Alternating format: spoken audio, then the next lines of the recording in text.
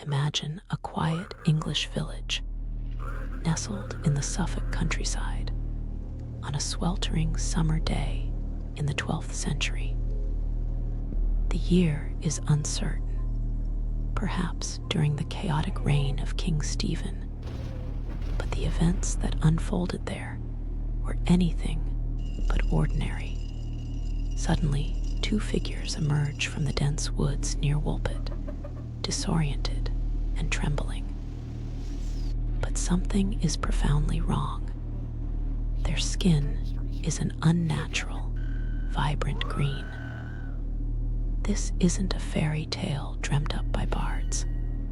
This is a story recorded by respected medieval chroniclers, a historical enigma that has baffled scholars for nearly 9 centuries. The villagers, stunned, brought the strange children to the home of Sir Richard de Calne, the local lord.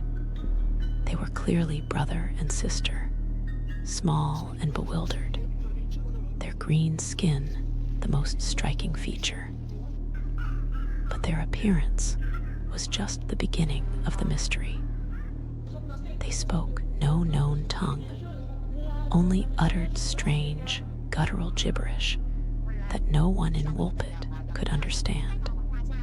They were terrified, refusing all food offered to them, bread, meat, milk, until, by chance, some broad beans were laid before them. They devoured the raw legumes with a desperate hunger, and for months, this was all they would eat. It was a bizarre, almost alien diet for medieval England, hinting at a world utterly different from their own. Slowly, agonizingly, they began to adapt. The boy, however, was sickly from the start. He remained melancholic, unable to truly thrive in this new, alien world. Despite efforts to nourish him, he faded, dying tragically just as he and his sister were baptized into Christianity. A poignant loss, a silent testament to the harsh transition they endured. But the girl survived, shedding her strange green hue as she began to eat other foods, gradually becoming indistinguishable from a normal English child. As the girl, whose name is not recorded, learned to speak English, her story began to unfold, a story that only deepened the enigma. She painted a picture of a land shrouded in perpetual twilight, a place where the sun never shone, and the light was like that of dawn or dusk. According to one account, she said everything there was green. In another, she named it St. Martin's Land.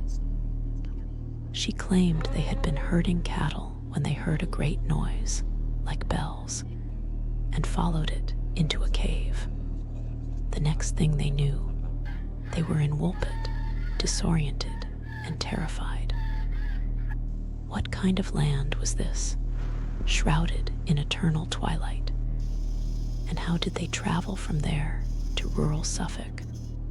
2 primary, near-contemporary accounts of this bizarre event exist. William of Newburgh's Historia Rerum Anglicarum, written around 1189, and Ralph of Coggeshall's Chronicum Anglicanum from about 1220. What's truly fascinating is that these chroniclers were hundreds of miles apart, yet both recorded the story, citing what they considered trustworthy sources, including Sir Richard de Calne himself. The consistency of the core narrative across these independent records adds a chilling layer of credibility to a tale that otherwise strains belief. So, what really happened?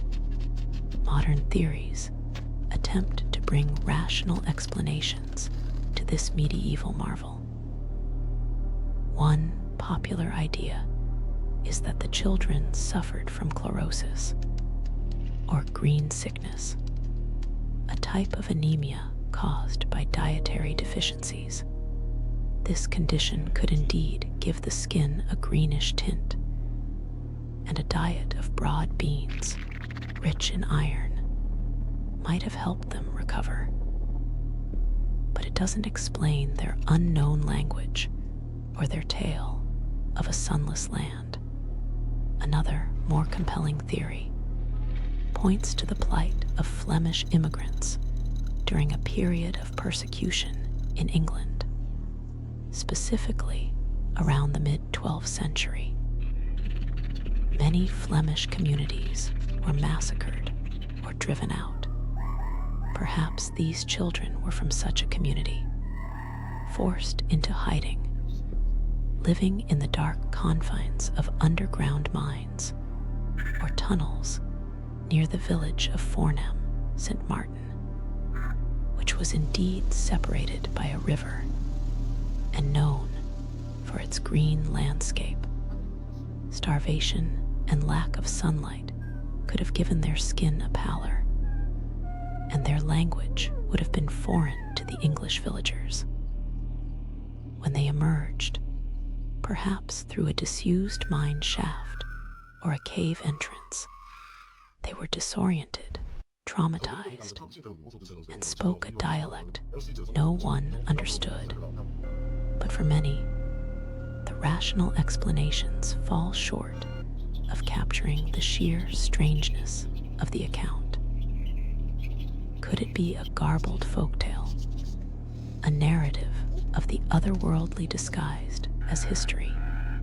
The girl's description of St. Martin's Land as a subterranean world, or a land cut off from the sun, has fueled theories of an encounter with inhabitants of an underground realm, perhaps through a forgotten portal. This echoes ancient myths of fairy folk or beings from hidden dimensions, where time and light behave differently.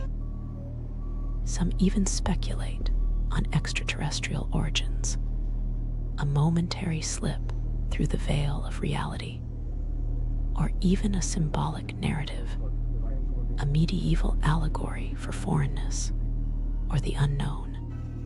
Whatever the truth, the story of the green children of Woolpit continues to captivate, inspiring authors like Herbert Reed and lingering in the collective consciousness as one of England's most bizarre and enduring mysteries. It challenges our understanding of history, reality, and the limits of human experience. Was it a medical anomaly, a historical tragedy misinterpreted, or a genuine glimpse into an unseen world? The green children of Woolpit remain an unresolved puzzle, a whispered question from the depths of time.